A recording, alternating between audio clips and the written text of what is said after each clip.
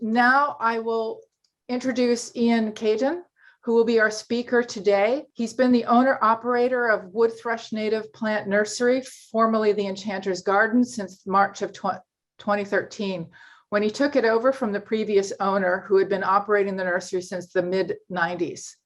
Wood Thrush Native Plants is a nursery specializing in native plants of the Appalachian region, including West Virginia, Virginia, Pennsylvania, Tennessee, and North Carolina. And the link to that is at least twice in the chat. A focus of the nursery is on the introduction of new and rare native plants, which are little known and underappreciated in the nursery trade. Previously, Ian was an employee of Larry Weiner Landscape Associates since 2001. He graduated from Delaware Valley College with a BS in ornamental horticulture and environmental design. He has extensive knowledge of native plants, natural communities, and their incorporation into the human environment. This experience was gained primarily through his long-running relationship with Bowman's Hill Wildflower Reserve, as well as long experience designing and installing native landscapes. He has also had the opportunity to work with local governments on the development of landscape plans for public spaces. Past speaking engagements have included Bowman's Hill Wildflower Preserve, New York Botanical Gardens, Brooklyn Botanic Gardens, Brookside Gardens Green Matters Symposium, the Connecticut Mad Gardeners, Master Gardeners Symposia from several chapters, the Irvine Nature Center's Native Plant Seminar, Millersville Native Plant Conference, and the New Directions in the American Landscape Conference put on by the Connecticut College and University of Pennsylvania.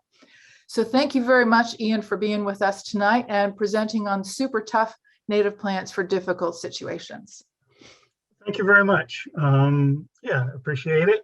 Thank you all for being here. And I just wanted to kind of say the genesis of this lecture came through kind of a learning curve from when I graduated from school and had all these ideas and these plants and a love of plants, but I didn't have the practical experience of applying that into a lot of our urban and suburban landscapes just yet. And over time, I kind of came up with these series of criteria and situations where I needed plants that would work over a broad range of conditions and under many, many difficult and trying conditions. And so I'm going to present to you kind of this lecture in two parts. The first part is going to be talking about a lot of the issues and the problems and conditions that a lot of our plants face.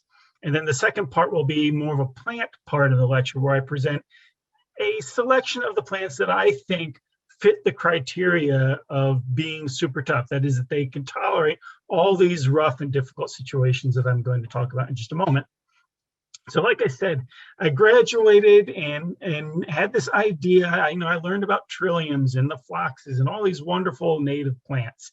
And then I would start to do landscape work. And I found that the plants just weren't thriving. A lot of the plants that I really loved were fine in certain situations, but they wouldn't stand up, or they weren't great as the backbone of a landscape under difficult and trying situations. And a lot of the projects and a lot of our yards and a lot of the urban yards and suburban yards I was working in, they weren't, they were less than ideal. And so I found that I needed to rely on plants as the backbone of this landscape. Not that I didn't use occasional interesting and weird and unusual plants, the occasional trillium, or incorporate some of these plants into there, but I really needed to have a backbone of really, really reliable plants to use. The trilliums and the things like that just weren't doing well in suburban yards in Yonkers, New York, or in train station parking lots, or in various other things that I was working on. And so there's several different big factors that I found kind of play into this. The first one that I'm going to talk about, and when I get into the actual plant part of the presentation, I just want to remind you, all the plants that I'm going to present later on, because I'm not going to mention it again, are plants that are going to that fit all these problem spots that I'm going to talk about here at the beginning. Deer, of course, are a problem everywhere, generally speaking, and there's no perfect solution to them. You know, some people like to have these little fences and things, and some, you know, obviously this is a nice or a suburban backyard deer here. But the deer are everywhere. They're in our urban, suburban habitats. They're in our rural habitats. They're everywhere. And so one of the number one things people ask me about is what's deer resistant, what's deer proof, what's deer this or that. And the short answer to that is that deer will eat absolutely everything. They'll eat poison if there's nothing else to eat. So it's not that the plants are deer proof or deer resistant. It's just that they are less favored to begin with. All these ones I'm going to talk about, but it's also a matter of how you use the plants and how you approach your landscape to discourage or to minimize deer browse, because you're not really going to be able to eliminate it. You know, you can use a mix of things, and I recommend a mix of things: deer off and tape and repellents of various kinds. These are all reactionary. They're a reaction to the problem. They're the thing that you do after you've already planted. You've got to go before that, and I'll get to that in a moment. You know, you can invest in expensive things like these sound things that emit little clicks and beeps. They work okay. Again, it's another line of defense, although if you stand near one of these sound auditory things, they make you sick to your stomach a little bit. Or you can invest in really expensive fencing. But before you get into all these reactionary things to the problem of deer, let's start at the beginning. Not only choosing plants that are quote unquote deer resistant or low on the list of favorability to deer, but also planting them in a way that is discouraging to deer. And this is how plants grow in the wild. If you think about it, it's a matrix. It's matrix planting. It's not a perfect layout. It's not a buffet the way that many of our gardens are, where you've got a nice collection of one thing in one place with plenty of room around it, so the deer can just walk up and eat the things that they like to eat. Here you've got a mishmash of things. This is a succotash of plants. It's lima beans, it's beans, it's corn, it's all this stuff. And boy, deer may not like lima beans, and they're going to have to pick through this a little bit, and they're going to nibble here and there, but they can't just stand there and eat absolutely everything that they like. They've got to work at it a little bit. And if they did eat some of this stuff, there is so much plant material in a space like this that you probably won't even notice that they've been at it. So it's a volume of plants in the space, and it is a mixing of plants. It is mixing the plants that they like with the plants they don't like, so that it takes effort for them to stand there and eat it all.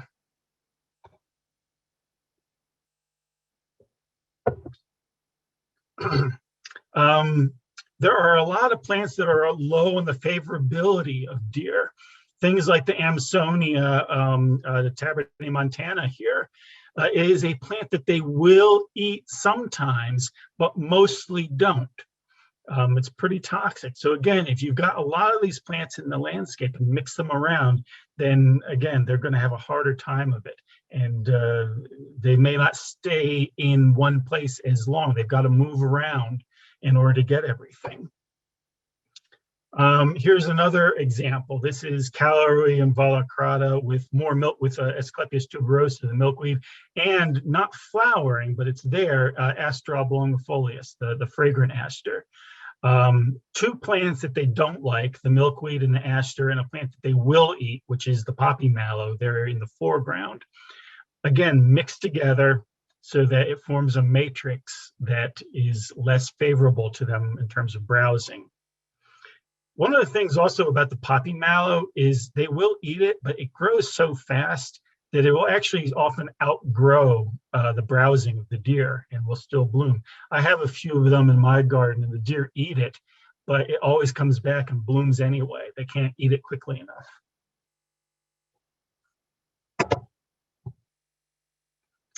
Layering in, I mentioned or showed a picture of the layers, and that was layers in space. You've got all these summertime flowers in that first picture I showed you, grasses and butterfly weed and asters and so forth. But there's also a layer you can add that's temporal. A lot of plants come up early in the spring, they bloom, and then they go away for the summer, or else they kind of stop growing in the summer. So you can mix early season things and mid and late season things really right into the same space because they're not competing with one another at the same time. So you can put in certain situations a plant like Virginia bluebells, pictured here, with other later season plants. And so you still get a layering in there, but it's a layering over time rather than a layering in space. Other things to think about when you're mixing plants together is aggressiveness. You know, a lot of people are afraid of aggressive plants, but they're often the plants that you really need to be planted with other plants. And a weak plant needs to be in a situation with other weak plants. Here you have two plants, Marshallia Grandiflora, which is the pink flower here. That is a very beautiful but weak plant. It's not a strong grower. And with it here is Echinacea Purpurea, a very aggressive, strong plant. They look fabulous together, but this is not actually a very sustainable combination. You've got a weak plant with a strong plant, and the one is probably going to lose out to the other. So the garden here was planted from an aesthetic point of view, but it probably should have given, whoever did this particular garden, wasn't me, should have planted it probably with a little bit more of an eye to competition. Here's another example of an interesting composition somebody made, and they put river oats in the background as a really aggressive grass. And in the foreground, you can see there is a planting of Aster Macrophylla, the big leaf aster. Now, those two plants are actually both very aggressive, but the river oats is quite a bit taller and bigger. And in the wild, they'll mix together and form this matrix. But the landscaper who did this particular job planted them in this perfect layer. Well, of course, they're not going to stay that way. They're going to mix around because they're both really aggressive. But you know what they ended up doing? They went in there and herbicided a grass-specific herbicide across the front of that, so it would always have that two-tiered layering. Now, that is ridiculous. This is a design that was created that requires chemical maintenance to keep it that way.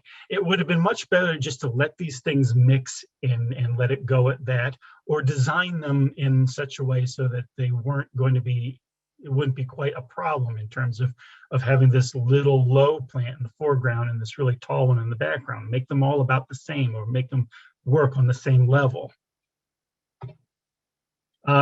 That was all above ground information. There's some below ground information as well to think about. All the root systems that are underground have to compete well as well. So you've got tap-rooted plants, you've got really deep-rooted plants, you've got shallow-rooted plants. So if you're going to put plants really close to one another and tighten that up and make it so that there's not a lot of room in there for weeds and make it hard for the deer to get at all, you need to think about not only how they're growing above ground, but how their underground parts are competing with one another. A tap-rooted plant can grow really well with a shallow-rooted plant because they're not competing for the same resources underground. But if you put two thick-rooted plants together, they may not do as well with one another. So, you know, here's an example of a layout, a landscape, when you're putting plants out there, you know, that you've got a lot of those big, thick-rooted plants. They're the plants that you see here in the big gallon pots. A lot of the plants that are the shallow root plants, they're often the ground covers in the landscape. They're the ones that are replacing the mulch in my landscapes. And so you can't see those plants in the layout because they're plugs. They're teeny tiny little things in there, all in between all of those gallon pots.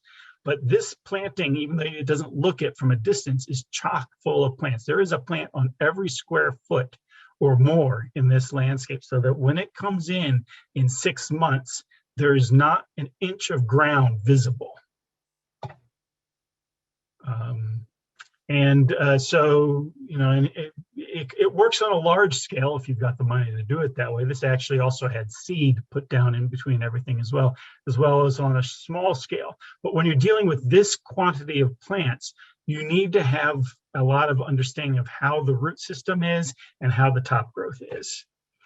And you have to think about how the plants move and spread. You want a lot of these plants to do their work for you, especially in a big space like this. Can you imagine planting this with trilliums? It won't work. You've got to have plants that are going to spread on their own. So you need to think about how the roots are moving as well. Stoloniferous plants, for instance, these are plants that have above ground stems, and they reach out, you know, away from the main part of the plant, and they find places where they can root in. And if they don't find a place, they may root in temporarily and hop to a new spot. And then the middle part will die away. A lot of these above ground stolons are sunlight dependent. They will not survive if they can't find open ground to move into. So they actually are great band-aids in a landscape. If there's disturbance, if there's bare ground, if there's an empty spot, they will fill it in. Pussy toes are a great example of that. Antinarias, here it is mixed in with Quaker ladies or bluets. I give you this cerulean. Wild strawberry is another great example of a plant that does this very well. Underappreciated, but really great ground cover. Now, rhizomatous plants are not as tied down to sunlight for their survival. They have underground root stems that push into existing growth. So if you have an old field or a place that has a lot of existing growth that you want to add new plants to, you need to think about plants that can actually compete in existing growth. And they're often the rhizomatous plants because they can force their way into an area because they're getting all their nutrients off the parent plant, and they'll force their way into a new spot and push into it and form a new plant. They'll just keep pushing into space. Examples of plants that do this: common milkweed is a big one. Chelone glabra, many of the chelones will grow this way. And then you've got clump rooting or deep clod forming plants, like most of our native grasses. This is Bouteloua gracilis, prairie grass that has root systems up to 20 feet deep. Many of our native grasses will grow roots down as deep as the earth is good. Of course, if it hits bedrock, you know, two inches down, it's going to stop growing. But otherwise, these plants typically have very, very, very deep root systems. And so you can plant them, and they are so suppressing of weeds that they're often doing the main work of weed suppression in a garden. It's really important to think about native grasses in a landscape because they're doing the bulk of your actual structural weed suppression. Broom sedge, Andropogon virginicus, other things that are non-grasses that also have very big, deep root systems like that. The blue stars are an example. And then, so moving away from that, other issues that come into some of these landscapes, these urban and suburban landscapes, these yards, poor soils and drought, hard pan, things like that. So many of the plants that I was working with initially were plants that didn't do well under these rough soil conditions. But you know, a lot of plants that do well in poor soils and drought and hard pan are the kinds of plants that grow down along riversides. And so I started to look at the kinds of plants that were doing well when they did live in these landscapes, and almost all of them came from riversides or similar rough and tumble habitats. So before I get into the plants, you know, the traditional solution to poor soil or drought is to mulch everything. And of course, in some gardens, you would think that the mulch was the main ornamental feature of it. But as I think most of us know, there are a lot of negative consequences to using mulch. not the least of which is it lends towards a fairly boring garden, and mulch isn't nearly as weed suppressing as people think. You know, you still have to weed a mulch bed far more than you would have to weed an actual thick, dense native planting. Mulch can be suppressive of growth. You know, if you plant ground covers, I can't tell you how many ground covers I put out there that only to have them rotted because they got mulched to death. So a lot of plants get mulched to death. Here is a planting of native Caryxes in a landscape, and they put so much mulch down on there that they can't spread. They have these aggressive root systems, but they still aren't able to expand and fill that space up because the mulch is so thick. You know, other things that are often done, deadheading, splitting, cultivating the soil, you know, these are all things you have to add into the soil. It's all work, it's all input, it's all stuff that you've got to buy and haul and work that you've got to do. But an awful lot of the work that you should probably put into this is not in the adding of new things. It's thinking about the plants that will tolerate the conditions that you have, rather than making what you have better for plants. Because almost anything will grow, even in the roughest, poorest soil. You just have to look at what plants will do it. Because all this stuff has, again, environmental consequences. That mulch has to come from somewhere. The topsoil that you are importing is coming from somewhere. It's being stolen from somewhere. You know, they're robbing Peter to pay Paul. The organic material, all that stuff is coming from somewhere, and you're using energy to haul it. And it's costing money that you could be using to buy more plants. Irrigation systems that are on all the time, in tubes and pipes that frequently are broken or don't work. All this stuff can go right out the door if you choose the right plants that will tolerate dry, poor, hard pan soils. Look at this site. This is a site in New York, and it is a bare scraped site. Just barren soil, hard packed from bulldozers from the construction. About 6 inches under that soil is bedrock. That house is actually built right onto bedrock. And we did absolutely nothing to this soil. No compost, no leaf compost even to this. Only enough mulch to get things started. In 1 year, we let the plants do the work. It fills in and is doing everything we want it to do here without any additional inputs in the landscape. No irrigation, no mulching. Look at this site. This site is a barren site. The soil is so poor, it's yellow, and there's been bulldozers all over it. And again, we approached this site not by thinking about how we can change the soil, but how we can choose the plants that will grow in that soil as it exists. And there it is, just a few years later, growing right in basically construction debris.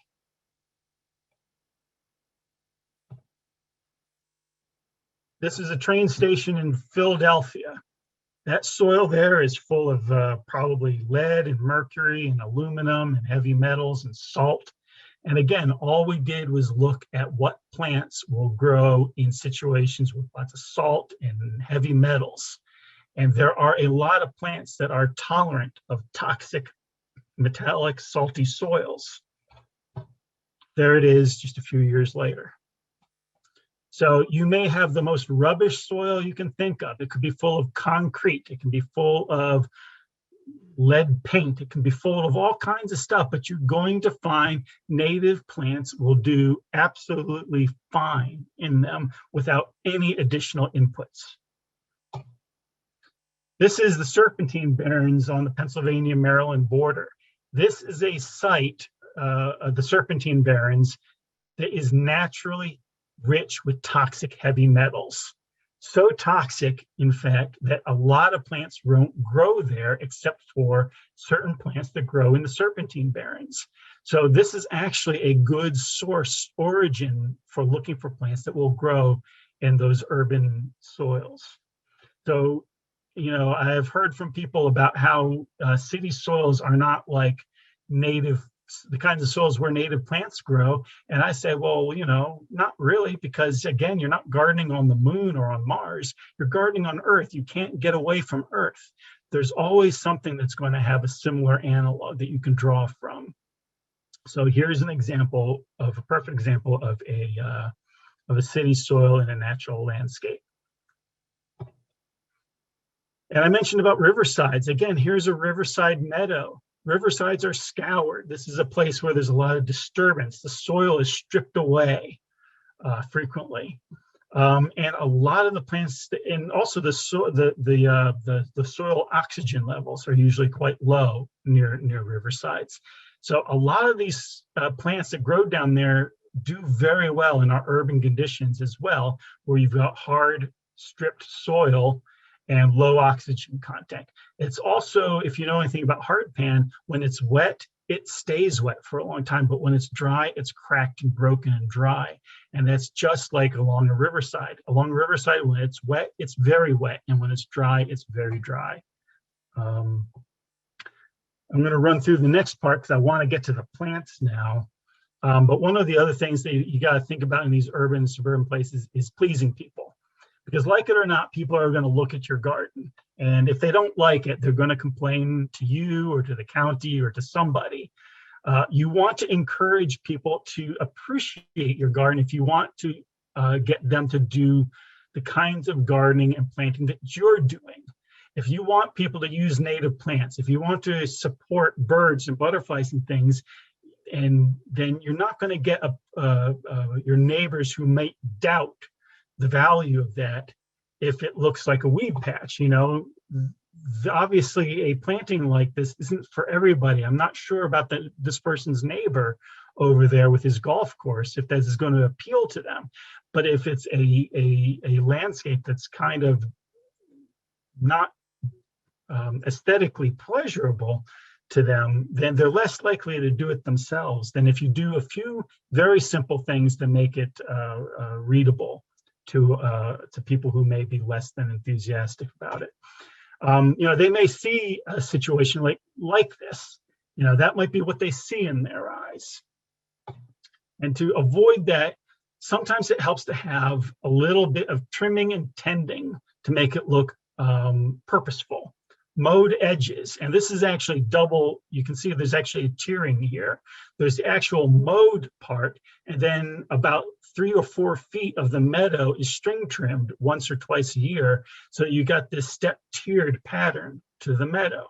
And so that gives a wilder aesthetic, a little bit more of a frame to it. And frames are always readable and good for people who aren't always appreciative of a landscape like this. Structure in a landscape, a fencing, whether it's wood or a stone wall or an object like a gazebo, all this stuff helps it to integrate and tie the landscape together and make it look purposeful. Bird boxes, obviously, to kind of show why you're doing what you're doing. Signage, if nothing else. The use of familiar plants, Echinacea Purpurea, not native to the East Coast, but familiar. Everybody knows what Echinacea looks like for the most part, and including it makes a familiar plant like this will help to rationalize people who may not see this otherwise like a garden. The use of other sort of broader exotics. I mean, here's Hibiscus coccineus from Alabama and Florida. But red is a really eye-catching plant, and the inclusion of a plant like this in a landscape might make it more acceptable to a recalcitrant neighbor or even perhaps a recalcitrant spouse. The use of cultivars, I'm not a purist. I think cultivars have their place, although I really love wild forms of plants, but I think they both have their use. This is the wild form of Coreopsis Verticillia. It's a little loose, it's a little lanky. And then that's Zagreb. This is the Clematis verticillata Zagreb. It's thick, it's dense, it doesn't have any openings or space in it. In certain situations, this is going to read better to people who don't know about landscape native plants. It's a good introduction for people. And the Zagreb form of the plant is just as attractive to pollinators as the wild form. I'm not saying this is appropriate in every situation, but I'm not against the inclusion of it under certain situations where a little bit of aesthetic teasing might be required. Panicum virgatum, this is the wild form of switchgrass. And here in the background there is the blue leaf form, heavy metal. Again, not always appropriate, but sometimes some color popping in there, it will make it a little bit more gardeny, a little more acceptable perhaps. There's nothing that says that native plantings have to be always in a wild and rangy form. Here it is in a slightly more semi-formal situation. We actually have a little bit of a native plant hedge row going on here. Using Tradescantia and Baptisia. The inclusion of sculptured items in the landscape. Sitting areas. The inclusion of things that you're going to interact with. Edible plants you're going to interact with. Touch-me-nots, great for children, great for people who might not have ever interacted with a plant like this before, to touch it and have the little seed pods explode unexpectedly on you. Be seen in your garden. I've done a lot of gardens where the owner of the property never comes out of the house. But you know, if you don't come out and enjoy your garden, people aren't going to think it's worth enjoying either. You know, your neighbors, people who come by. You've got to be seen in the garden. And lastly, a lot of plants can be used to fight invasive plants. And this is where a lot of the aggressive plants come in. A lot of the plants that are on my list of plants that are super tough are a little bit on the aggressive side. But that's because invasive plants have become such a problem in many of our landscapes. So you need plants that can stand up and fight and do the work, you know, for you in terms of invasive plants. You don't want to have to go out there and weed absolutely everything every single year. So apart from planting every square inch of a landscape, so there's no room for weed plants to come in, you need plants that can actually suppress the growth and the seed germination of some of these plants. Here is a semi-wooded area in Pennsylvania, and this is Japanese stilt grass in there. But we planted, you can see 1, 2, 3, 4 Chelone lioni, the pink turtlehead, a somewhat aggressive rhizomatous perennial. And so 3 or 4 plants planted here at the base of this tree trunk in this Japanese stiltgrass. And we probably went in there and hand weeded it initially, but I doubt we came back very often to keep it completely clean. But after a year or two, it's all pink turtlehead. Now there may still be Japanese stiltgrass in there, but it kind of doesn't matter anymore because you can't see it. It's under there. It's native dominated. If there is a little bit in there, you can come in and weed it a lot more easily than trying to weed out a whole acre of this stuff. You know, so right now we've got a plant that's doing a lot of the work for us in this particular landscape. If you did want to use chemicals, of course, grasses are grass. Grasses can be treated with a grass-specific herbicide that won't hurt or kill the turtlehead. So you could see this as an approach to a chemical solution as well, but I don't think it was really necessary in this case. The plant was so weed suppressing that a little bit of hand weeding was all it took. This creekside, also in Pennsylvania, was once full of garlic mustard. Every square inch of this planting was garlic mustard. And after we eliminated and removed the garlic mustard over a season or two, we sowed seeds of Zizia aurea and planted a few plugs of Sinister Aureus. And it came back thick and dense. And after a little bit of hand weeding every here and there, it became a solid stand of native Zizia and Senecio. And never did the garlic mustard ever return. Or if it did, it was easily controlled because there's just a little bit here and there instead of a lot everywhere. Big plants. And this is Andropogon gerardi, Pycnanthum muticum, and Senna hebecarpa. 3 really big, thick, dense plants. Believe me, if there's weeds in there, they're dying. They can't stand it.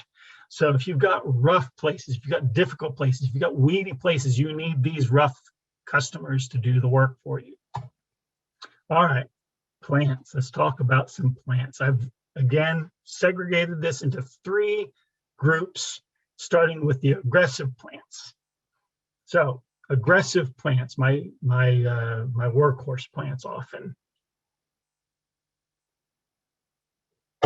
Chelone lyonii. The pink turtle head, I already mentioned. I'm not going to talk about it further because I think I gave a good example. It's a great plant. Unfortunately, you can pretty much only buy a cultivar of this, the Hot Lips cultivar. I don't know of anyone, and I have never seen anyone sell a seed-grown wild form of this plant. Now, Hot Lips is a wild form. Somebody grabbed it out of the wild somewhere. And just been propagating it asexually. So there's not like it's been bred or anything like that, or hybridized or cultivated in any way.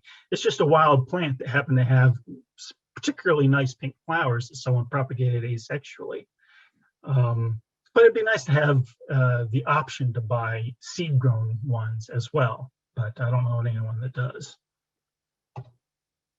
Anemone canadensis, the Canada anemone, a great all-purpose ground cover. It grows in sunlight, it grows in shade, it grows in wet places, it grows in dry places, it grows absolutely everywhere. It's thick and dense. It looks a little bit like bed straw. It's a wonderful ground cover. If you plant it, you really, really want to have it because it's going to get everywhere. This was probably just a single plant a few years ago. It will spread like mad. It's only about a foot tall, so anything taller than it is pretty safe in terms of its spreading. Or if you mix into it plants that are equally tough, Geranium maculatum, for example, or Aruncus, or anything like that is not going to be suppressed by a plant like this. Jupiterium Colistinum, now called Echinacea Colistinum, the perennial or blue mist plant, ranges from a blue flower color to a purplish, sort of a mauve color. Sometimes it's even white. Again, easy to grow. It grows in wet, it grows in dry. It's usually growing somewhere sandy. I usually see it in sand. Whether that's wet sand or dry sand, but it's really easily adaptable. The bee balms, there are so many bee balms. I think that there's a bee balm for every situation. There's a bee balm for sun, for dry, for shade, for wet. Monarda fistulosa is a great dry sun loving plant. You've also got many other species possible out there.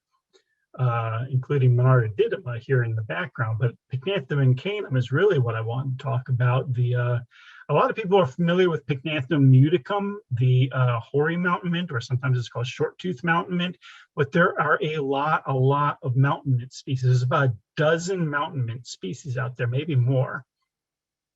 All of them are great pollinator plants. All of them are tough as nails, and all of them are really interesting ornamentals as well. Incanum is one of the best. Not as aggressive as muticum. So if you like to have a mountain mint in your landscape, but are a little bit leery because you know it's a very aggressive plant, there are many other Pycnanthemum options out there that are less aggressive than muticum. Not that muticum is not great. Again, I mentioned muticum is a thick, dense growing plant, so it's a great weed suppressor. So if you've got a weedy site, you probably might want to go towards the more aggressive plant and away from the less aggressive one. Pycnanthemum tenuifolia, probably the least aggressive of all the mountain mints. A very fine textured plant, great with butterfly weed. Goldenrods, there are so many species of goldenrod. Every one of them is great. They're extremely important for late season pollinators, especially for migrating monarch butterflies. Probably the most important plant next to milkweed from monarch butterflies are late season asters and goldenrods. Chesbanthium, I mentioned in an earlier part of the lecture. People are scared of it, but it is a great, useful utilitarian plant because it's really, really weed suppressing. Hay-scented fern, very similar along the same lines. It's a very weed suppressing plant, great for kind of incorporating into a weedy woodland. It'll spread, it suppresses the growth of plants like stilt grass and garlic mustard. It suppresses the growth of a lot of plants actually, because it has a allelopathic chemical in it that suppresses the growth of other plants. But many of our woodland species are tolerant. And white wood asters and blue stem goldenrod, for instance, will grow very well with hay-scented fern. And it's not just herbaceous plants. Think about shrubs as well, woody things. Many of them can be great aggressive ground covers. A ground cover doesn't have to be 4 inches tall and evergreen. All it has to do is cover ground. You could think of Aesculus, the bottlebrush buckeye, as a kind of ground cover. You know, an 8-foot tall ground cover, but it's still covering ground. Calycanthus floridus, a great plant, very variable in the wild, pretty deer resistant, smells a little funky. Sometimes you think it's sweet and sometimes it's a little overripe, but still very nice. All of the various sumacs are extremely important plants. They're great ground covers. They're very colorful. And they can be really important in the landscape. They're great bee plants too, by the way. Here's Rus Coppolina, the shining sumac, one of my favorites. Again, extremely floriferous, a nice looking plant, and just covered in bees. And Rus typhina, the plain old roadside staghorn sumac. I really like the color on this. It ranges from yellows to oranges to light purples to greens. It looks like a peacock or a rooster or something. I think it's an amazing plant. All right, the passive tough guy. Now, what I mean by that is that these are plants that are tough. They're rock hard, but they don't spread very much. They kind of stay put. They're big anchors. They're like a bowling ball somebody dropped into the landscape. Again, I mentioned this before, Amsonia hubrichtii. If there's a definition of a plant that's like a bowling ball that somebody dropped in the landscape, then it would be this. It's a big, thick, dense hunk of a plant that can anchor a foundation or a garden. And it doesn't move very much. It doesn't spread very much. It's just kind of there. And you can work other plants around it very easily and nicely. Agastache scrophulariifolia. Agastaches are pretty popular in the native plant trade. Almost none of them are actually native. Many of them are hybrids. Most of them come from Mexico or from Nebraska. We only have 2 native species on the East Coast. Agastache scrophulariifolia and Agastache nepetoides, the giant blue and the giant yellow hyssopus. All the others come from the Midwest, or there are even some Oriental and Asian species that look very similar to our native ones and are sometimes sold as the anise-scented hyssop, but they're actually imposters. It can be very hard to tell them apart. I've made the mistake a few times. Asclepius Incarnata. This is the regular Incarnata. There's actually a couple of subspecies of Asclepius Incarnata. They're subtly different, but it's a great all-purpose plant. All the milkweeds are good. And again, we're familiar mostly with either the common or the swamp, the pink one, or with the butterfly weed, Asclepius tuberosa. But again, there's about another dozen or 2 species that are native generally to the eastern half of the United States. And they're all tolerant of many different conditions, from sand, dry sand, to wet, to even shade. Aster oblongifolius, renamed. All the asters now, of course, are Symphyotricum. And this is a great deer-resistant aster. It's got these big flowers. It's a great substitute for mums in the landscape. It's a great cascading plant. It grows in dry, gravelly soil in the wild and does really well in suburban area. And this is in Yonkers in New York, in a soil that was basically all construction fill. The Baptisia is another big anchoring plant in the landscape. Deep, deep taproots. They don't really love being moved too much. Baptisia alba, Baptisia australis, the blue indigo. Here it is in that hedge I showed earlier with spiderwort. Cacalia atriplycifolia, the Indian plantain, a great tall plant, very cabbagey looking in a way, with these bright red stems.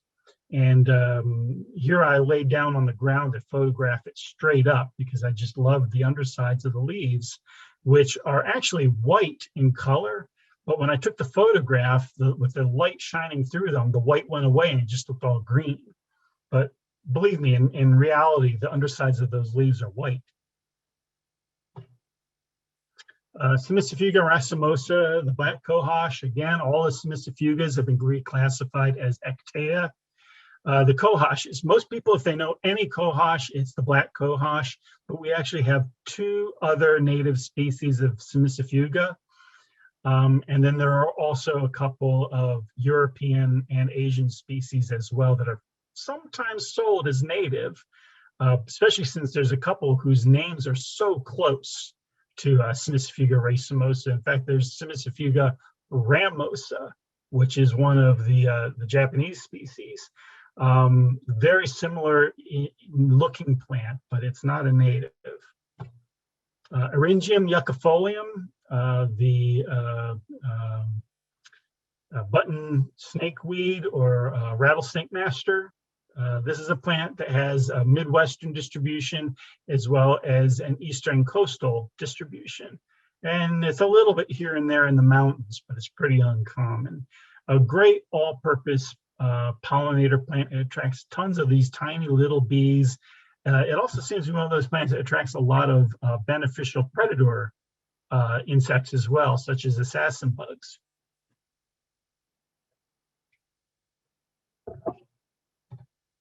Euphorbia Corollada, this flowering spurge, this is another great underused and underappreciated plant. It looks like baby's breath. It's a great, airy, stringy, white plant.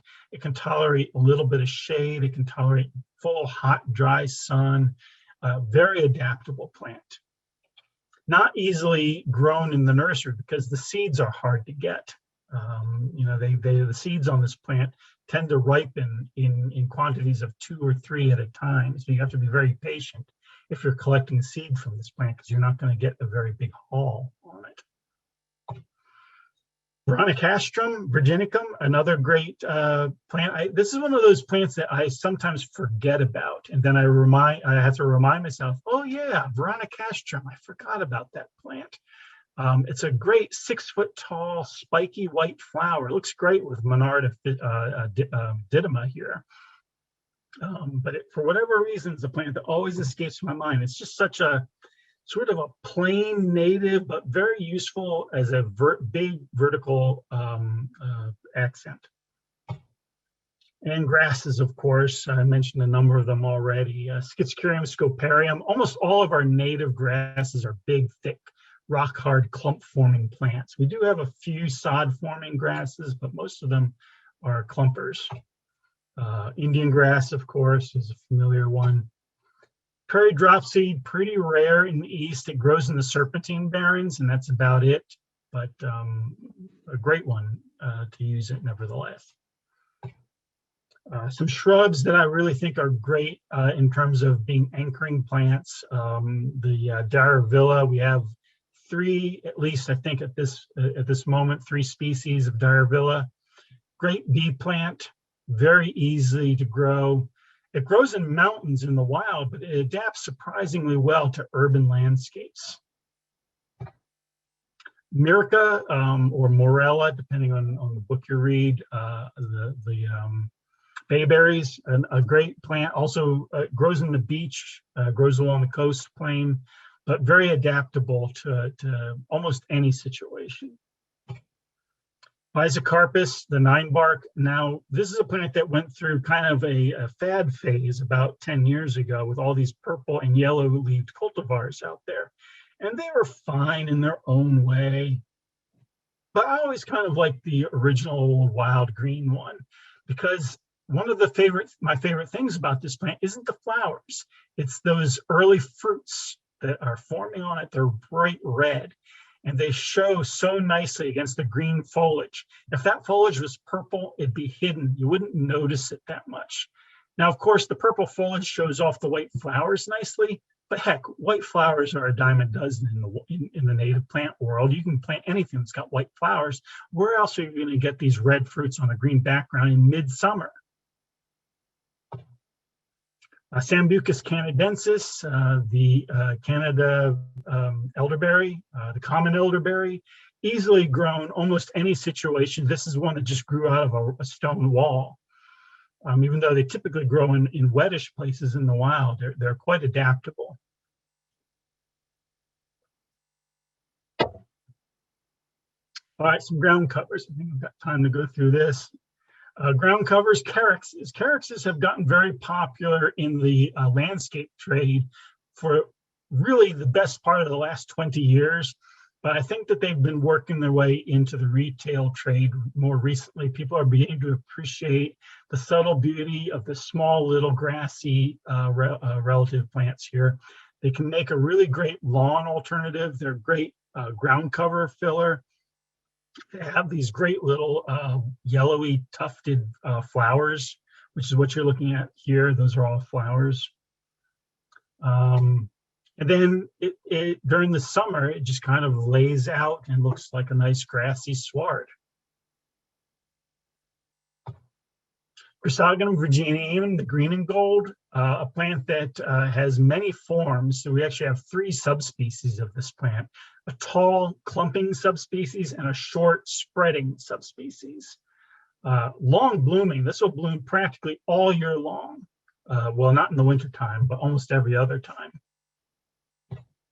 Alliums, we have lots of native alliums. Allium cernuum is probably one of the most familiar plants out there. It can be white, it can be light pink, and it can be hot pink.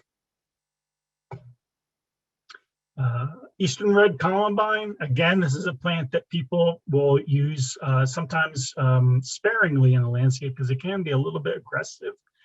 But its aggressiveness is often short-lived. It will often die out in a garden, or else it might move into your stone path if you've got a stone path.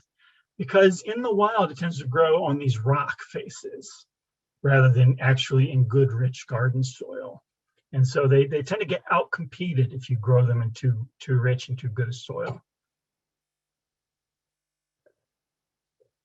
Laphilia ciliata, this is a great little mint relative. It looks like a tiny little bee balm.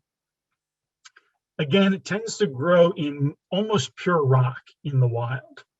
It's somewhat adaptable, but it really does need a really stone dry soil to be happy. The Coreopsis I mentioned earlier, Coreopsis verticillata, all the Coreopsises are really good, high quality plants. Most of them are spreading and will form actually a nice knee-high ground cover. Fragaria, the native strawberry, is one I mentioned earlier as well. We have 2 species, Fragaria vesca and Fragaria virginica. Both of them are really incredible plants, and of course they produce fruits that you can eat. Geranium maculatum spreads by seed more than by root system, but because it has this really thick, knobby, indestructible root system, it can tolerate a great deal of competition. You can mix it in with the most aggressive plants out there and it will do just fine. Lobelias, Lobelia syphilitica, and I think cardinal flower I have in here as well. No, I guess I don't. Not really ground covers, although syphilitica I can almost see treating as a ground cover because it actually will spread pretty readily from seed, and given an opportunity it will form a fairly thick little patch. Now here I showed this picture earlier when I was talking about the Marshallia, but you know, in terms of the aggressiveness, I was pointing out its inability to put up with Anothera.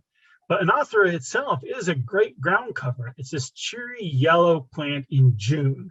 Now, June is one of those months where a lot of native plants aren't blooming. The spring is done, but the summer flowering plants haven't quite started yet. So this is a great bridge flowering plant. It's right in the middle there. Long blooming too. Penstemon hirsutus. This is the hairy beard tongue growing on top of a rock. That's kind of its natural habitat. Basically, it likes to grow on top of a boulder. That's a beautiful plant, only about a foot tall, long blooming, early blooming, much earlier than other penstemons. Spreads like crazy under the right circumstances. Sinister Aureus. There isn't a single landscape that I put in that doesn't have Sinister Aureus in it somewhere. This is a great ground cover. It's semi-evergreen. It spreads. It forms a nice thick patch. It's weed suppressing. It blooms bright yellow in the spring. It's a great all-around ground cover. It's the perfect substitute for any of your other aggressive ground covers. And again, it'll grow in sun as long as it's not too dry, and it'll grow in shade. And it'll grow in dry shade or wet shade, either one. Staliniferous Virginica here. I couldn't decide in this case which plant I liked best, so I decided to show a slide that had all three. I mentioned the Monardas earlier, that there's a Monarda for every situation. Well, here's Clinipodia. The Monarda Clinipodia likes it shady and cool. It grows in the mountains, shady mountain edges. And here it is with Phlox Carolina, a phlox that is short, summer blooming, and likes also to grow in kind of shady woodland edges. And Staliniferous Virginica, which is not always actually a great ground cover because they tend to be short-lived, but looks great with the other two, which do well. Solidagos, the goldenrods, again, a lot of us tend to think of them as prairie plants or meadow plants, but there are a lot of woodland ground cover species of goldenrod. Many species. They're all really great ground covers.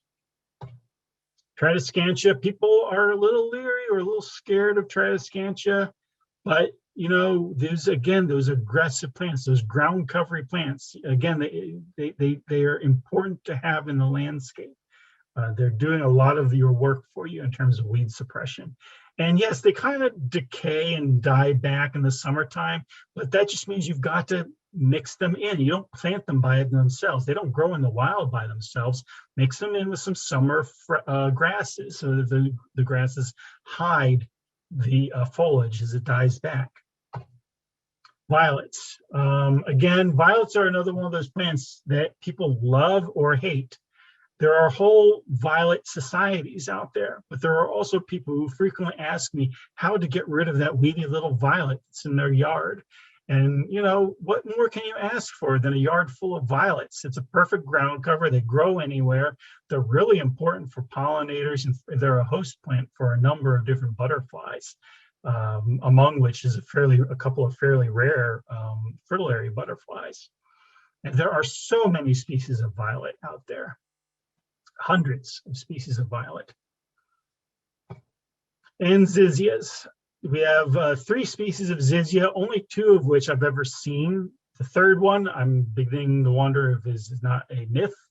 That's Zizia aurea is the big, tall, robust one that grows in wet meadows. And, I don't have the other one. Zizia aptera is a short little cousin that grows in slightly drier places, although it also grows in short, moist meadows as well. And then Zizia trifolia supposedly grows in the mountains, but I've never seen it. And I begin to wonder if it actually exists, to be honest. Okay, I'm going to stop there and go to questions. Thank you very much. I hope that you enjoyed it. Thank you. Thank you.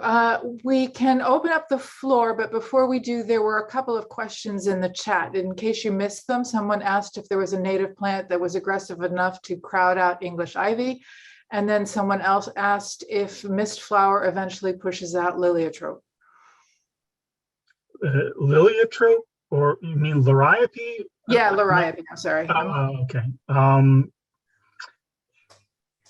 These thick clump forming and sod forming and ground cover forming evergreens are often not being able to be pushed out by anything else. They've got absolutely the entire advantage. You know, they're green in the winter time. They've got thick, ropey root systems. No, nothing's going to push out English ivy. That is one that you're only going to be able to get rid of through a lot of backbreaking effort or heavy duty fire or chemical application.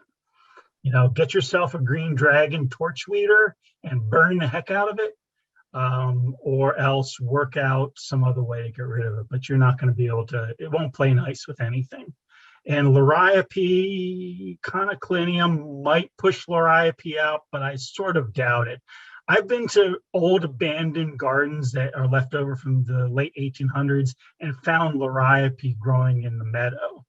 So I don't think that after 100 years of neglect in a meadow, it didn't die. So I don't think conoclinium will push it out either. Okay, thank you.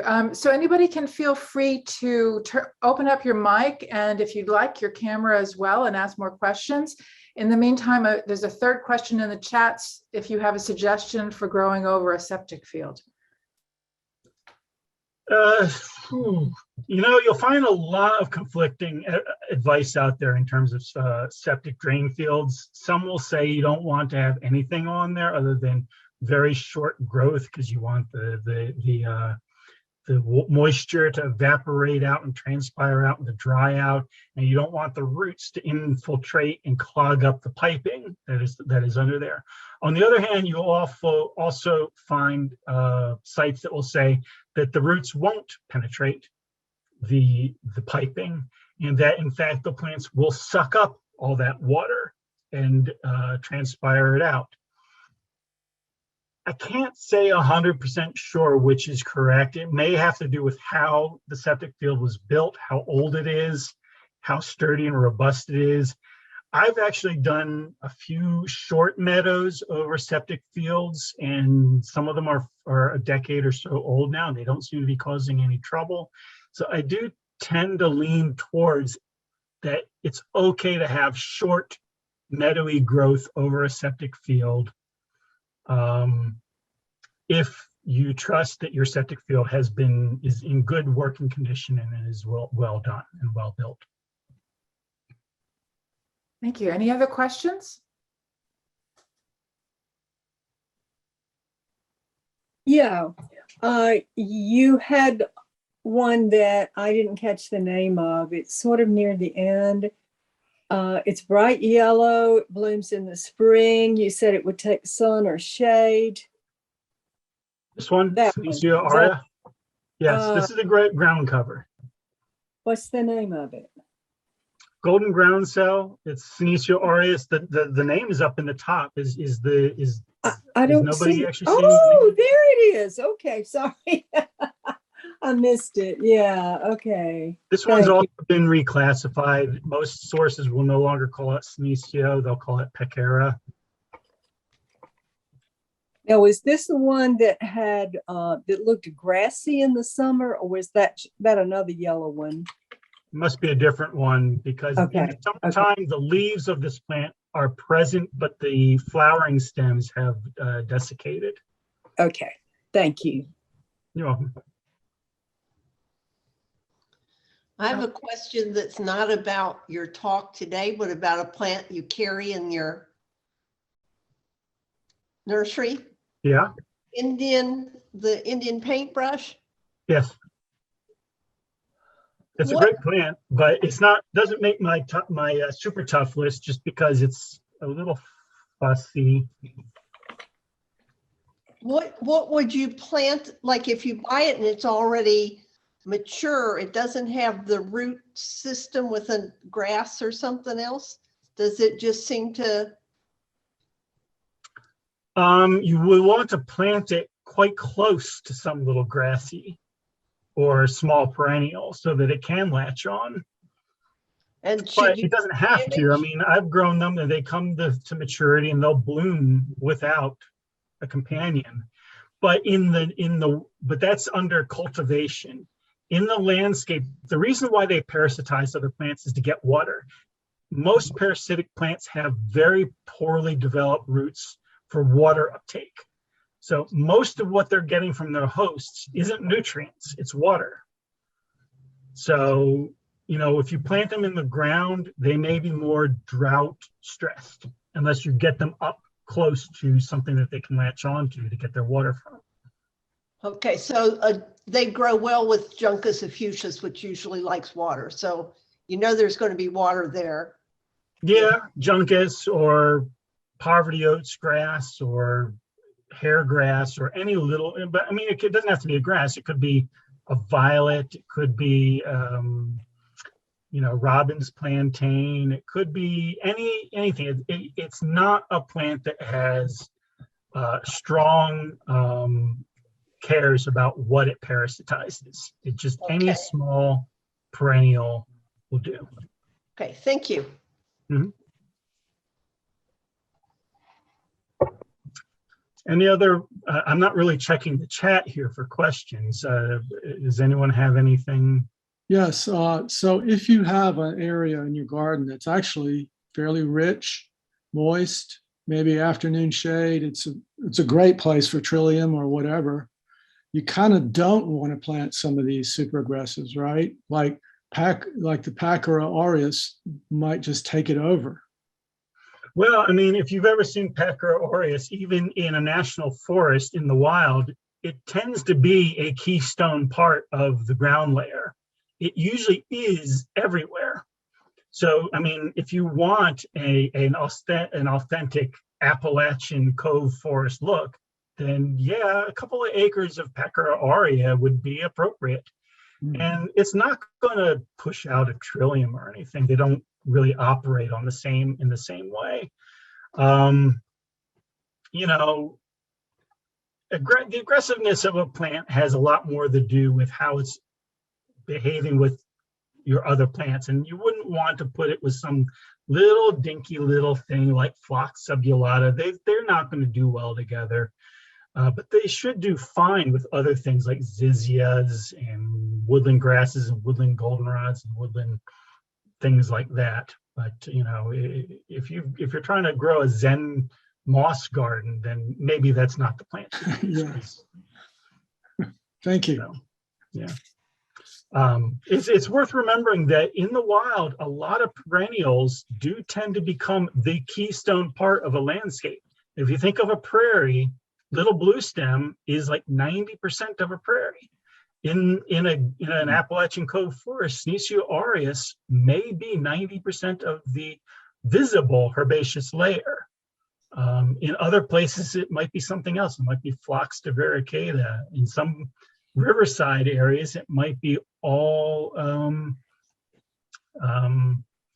Joe Pye weed and very little of anything else. So there does tend to be a basic, baseline plant to any system.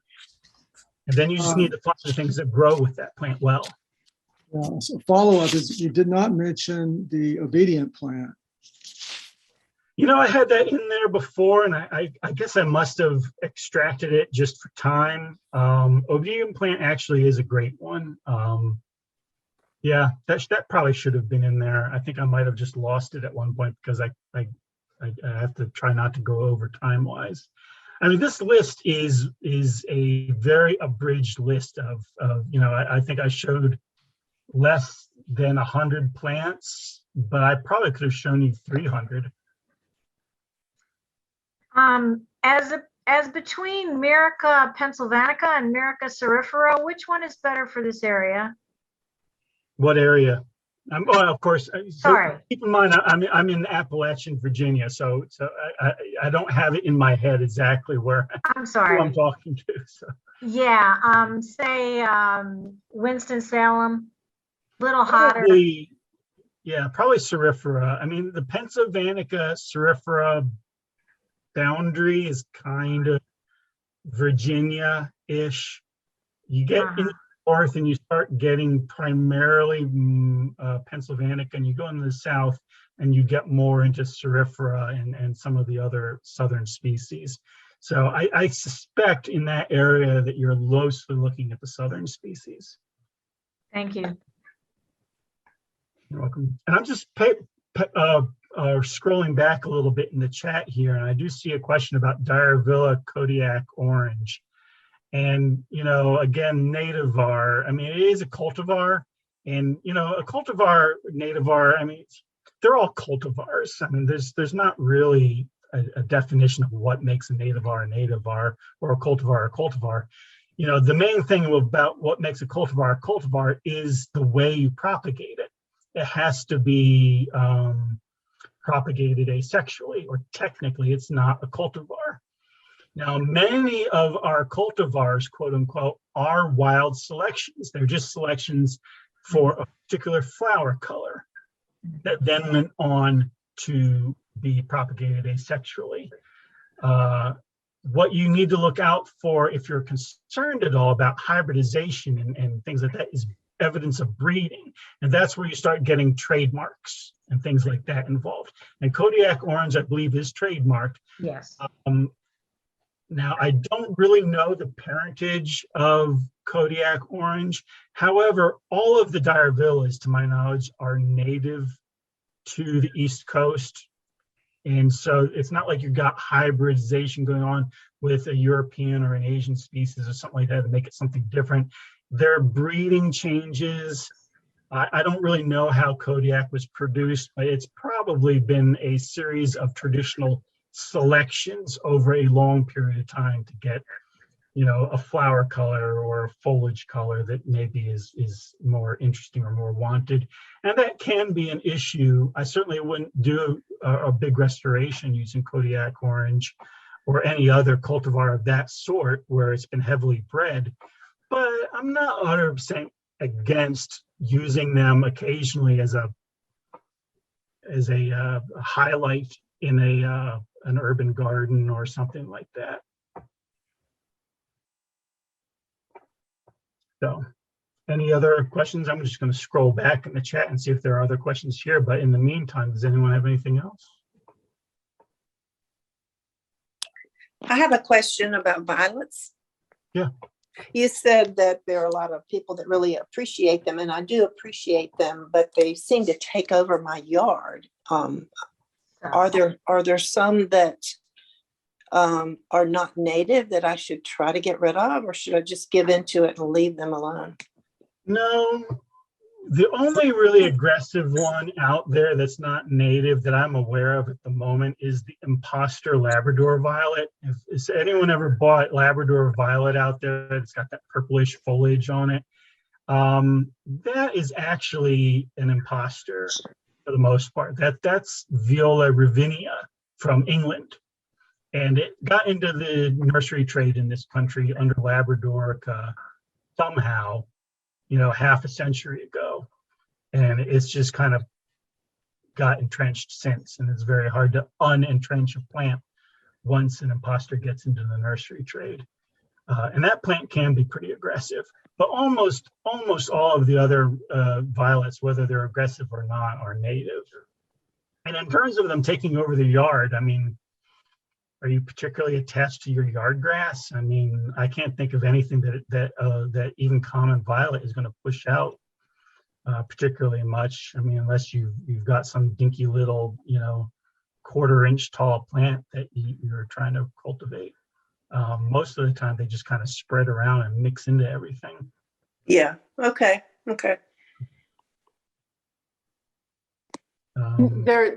Somebody said in the chat that yours is probably a common purple violet and it won't push anything out, just fill in. That's the most common one. That's like the yard violet. Now there's also like Viola odorata. That's also an English violet, but I can't say that I've ever seen it be particularly aggressive anywhere. Do you have any suggestions on how to remove hawkweed that is spreading all over the place? The non-native hawkweed, because we have native hawkweeds also. Right, the non-native ones. typical weeding. I mean, you can do it by hand or you can do it by chemical, but it's a plant that, because it has a very defined taproot or a central crown, it's probably one of the easier things to remove, comparatively speaking. It But does yeah, spread by stolons also. this one does. Yeah, it's got a taproot, but then it also spreads horizontally across the surface with stolons. Well, so like a lot of these sorts of weeds, that's a very small plant. You probably could outcompete it with something bigger. But apart from that, your choices are, like usual, either hand weeding, outcompeting like I was suggesting, or some sort of chemical or fire intervention. Okay, thank you. We have a hand up from Shirley. Can anything outcompete Bermuda grass?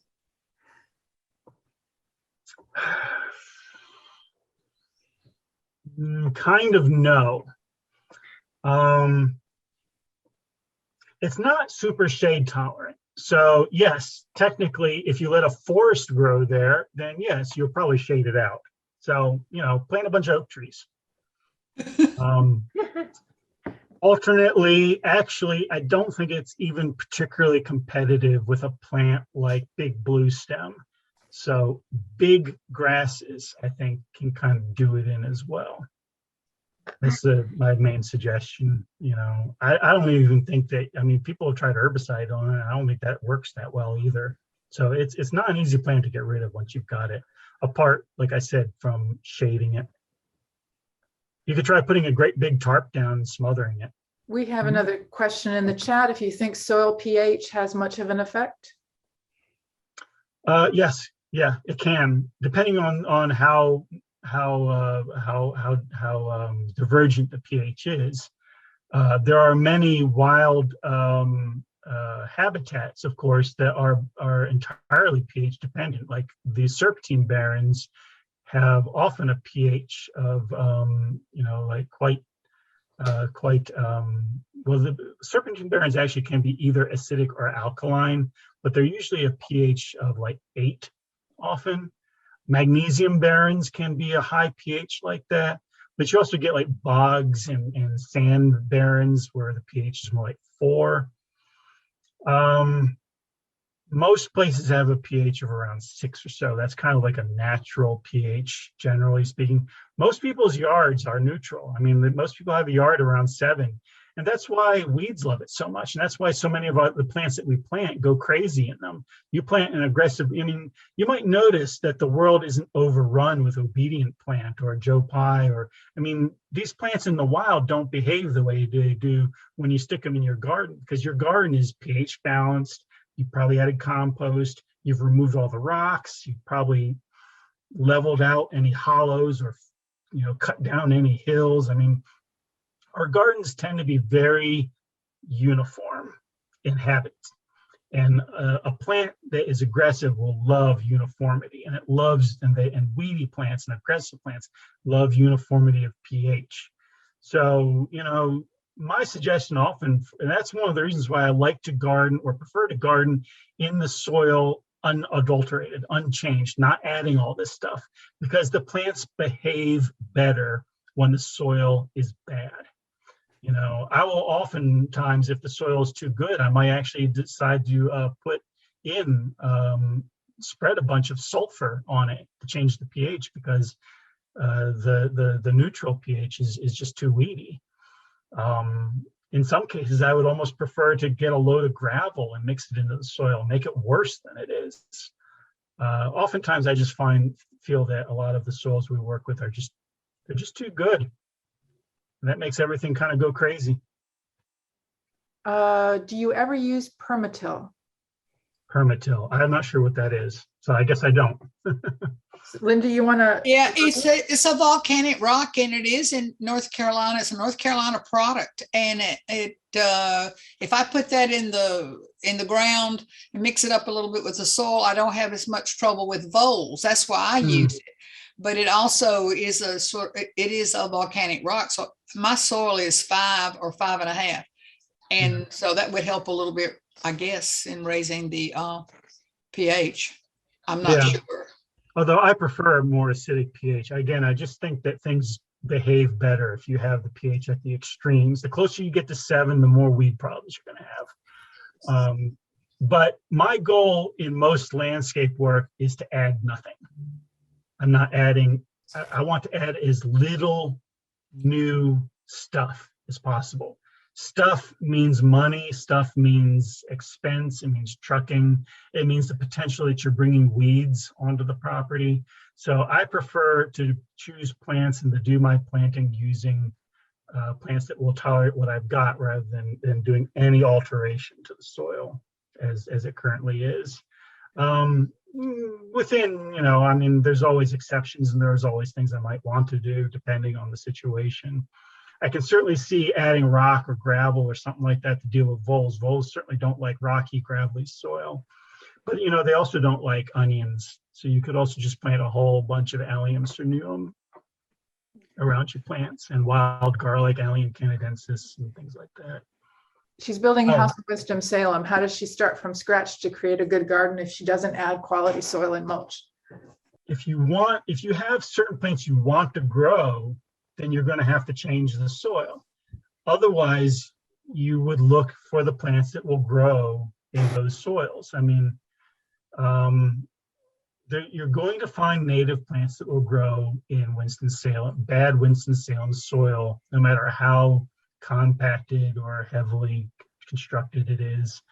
You know, there's not a soil that's so heavy that nothing is going to grow. Again, it's usually a lot of these riverside species. You're going to find a lot of the grasses, a lot of ferns, a lot of the sunflowers, a lot of Joe Pies and Caryxes and obedient plant. And, you know, look at what the kinds of things that grow down along the riverside where the soil is bad. Those are the kinds of things that are going to grow there. Everything that I meant, virtually everything that was in my lecture just now will grow in clay hardpan. You know, I don't think I had a single one that I showed that I haven't planted somewhere in some, you know, god-awful construction site someplace. Okay, thank you. That sounds good. I have a question. Sure. I have a sandy area that's sparsely vegetated, and I'm trying to get more and more plants in there, but I also would like to give people a clue as to where to walk so they don't trample everything. And it's long enough that I can't just put down stones, plus I worry people will trip if they try to walk at night. And I was wondering, as a landscape designer, do you have an inexpensive pathway that would work, that I could put in that would work on a sandy soil? Yeah, there's 2 ways I would go. I mean, the least expensive, least input one would just be to leave it sand, like just kind of keep it open and let it be a worn sandy path like it would be traditionally sort of in the wild. You know, you could weed it out, you could pack it down, you could do something like that, but just leave it kind of a rough sandy path. If you want something a little bit more less so, you could get yourself bark chips or pine straw or something like that and put that down as a walking path. But after that, you're getting into heavier duty material. I mean, the easiest and least input thing is a natural path like you would get, you know, in a national forest or, you know, the Appalachian Trail or something like that. It's just packed ground. And if it's sandy, that's not bad to walk on necessarily. Right, it is good. Yeah, I'm sorry, I interrupted. That's okay. And you can always put down more sand to make it a little bit sandier if you want or something like that.